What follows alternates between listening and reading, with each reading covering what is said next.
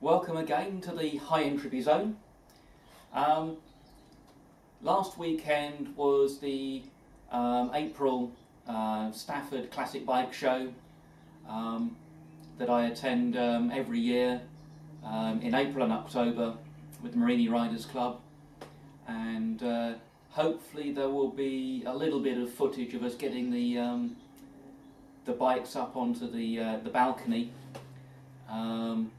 There's also a little bit of footage of a friend's workshop that is even more chaotic than mine. I haven't watched it yet, but hopefully it's usable and we'll get in here. On the bench just at the moment I've got my 125 Marini, which is the first Marini that I bought, and this was my learner legal bike, because we're restricted to 125cc and 11 kilowatts, which is about 14.5 horsepower, on a provisional license, motorcycle license in the UK. You've got to go out and do a basic training course before you're allowed out on the road. And yeah, I bought this back a couple of years ago now, and lent it to a friend of mine, but it's come back as a couple of little jobs that we'll do on that. The part of the battery box broke, and I've welded that back on, and these little pieces of bodywork you can see at the back here, I needed to make some new mounting brackets for it, and I've got to repair the headlamp where it's cracked. So we'll have a look at those bits. I got a couple of new bits of equipment that, well, one was delivered to me at the bike show through a friend of mine who picked it up from near where he lives, which was a spot welder. And I also bought a Gabbro box and pan folder, which is an interesting and very versatile design, because you can actually fold a box completely around the bending bar, and the guy I bought it off very kindly delivered it to Burton, where we stay with friends for the weekend when we're doing the Stafford show. And what else we got? Oh yeah, I picked up a nice set of bore micrometers at the show. Didn't do a whole lot of shopping up there. It was a very busy show. I'm told the attendance was 15% up from last year, which is all to the good. We had a lot of interest on the club stand, and I managed to sell my 500 Marini.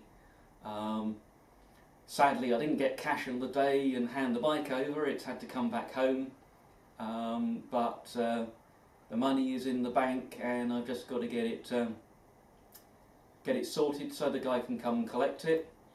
And also the club bike was on the stand and was our feature bike, but due to not having gotten the insurance situation sorted out, I didn't get it through its safety check, and so the plan to ride it from the show to actually to my friends in Burton, so that they will be the first people on the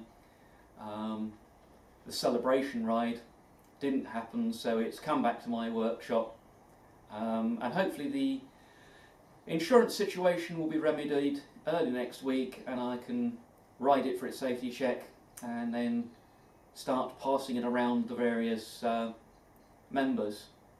So let's go over to the bench and have a look at a couple of things. Okay, well, first of all, here's one of the bodywork pieces from the bike, and that's the mounting lug, and these are plastic, although it has got a washer embedded in it. and you know, these were probably good for 10 years or so, but if the bike's been knocked over and stress put on these, they get cracked. And you can see this one's been repaired at least once before, and so what I decided to do was take these lugs off. This is actually the one from the other side, and make a steel mounting plate, and then I've got some of this perforated metal sheet, so that'll get bonded in there with a bit of fiberglass, with the holes giving a good bond, and then that'll be welded up, and hopefully that'll be good for a good few more years. That's one little job here, and there's the indicator assembly that mounts through there. And a lot of this problem is due to the slightly vibratory nature of the single cylinder engine, because it's derived from a V-twin and wasn't conceived as a single. And one of the other things that I've had problems with was the mounting cracked out of the headlamp, and you can see some welding on the inside there from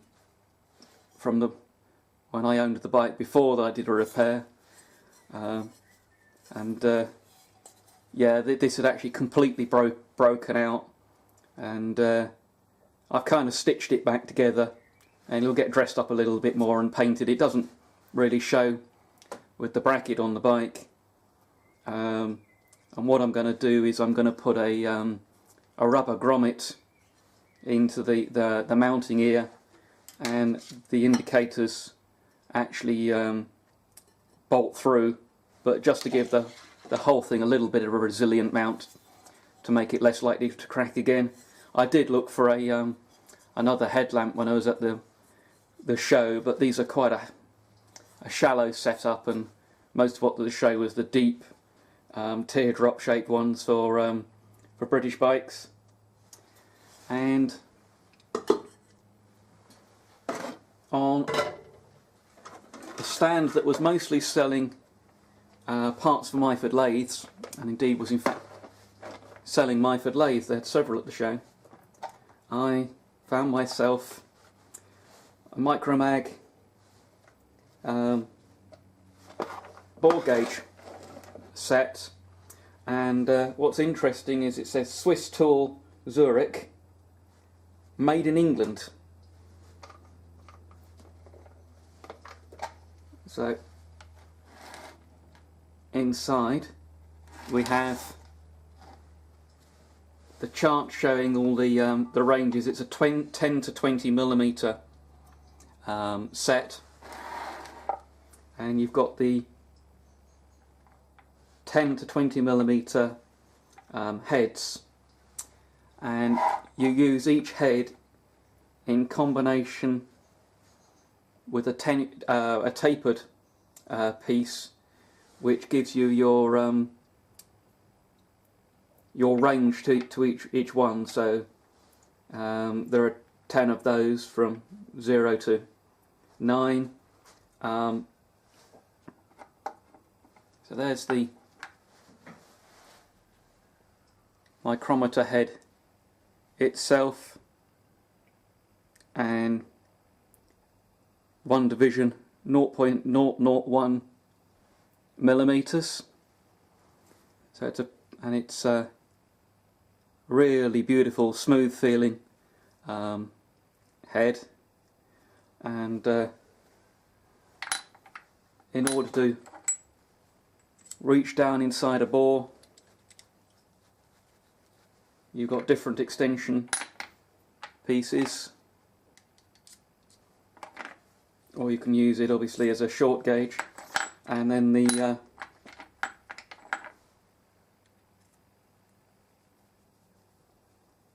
a bit for the centre, and the tapered adapter with screw in the end, and then the head goes on.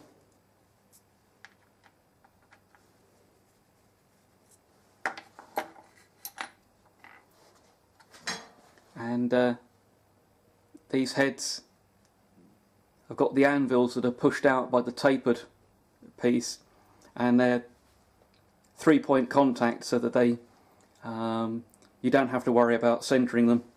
And it's all there apart from what I guess was a setting ring for one particular size, but all the little tools are there. That's a cleaning tool. That appears to be a felt pad for oil, and it wasn't cheap, but I actually reckon it was a good price for the set. I paid £80 for it, so really quite pleased with that, and a decent quality box with it too. I've been doing some work on my first Marini, my 125. See, it's just got the one cylinder of the V-twin design, and a few little jobs needed doing. And one was that part of the battery tray had broken off, so I've made a new, because it uses a rubber strap that threads in this end, then hooks at this end. So I had to grind out the stub of the broken off original.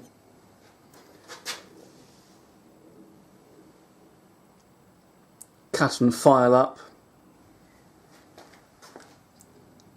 a new piece of material, and that's just waiting to be MIG welded in place and given a coat of paint.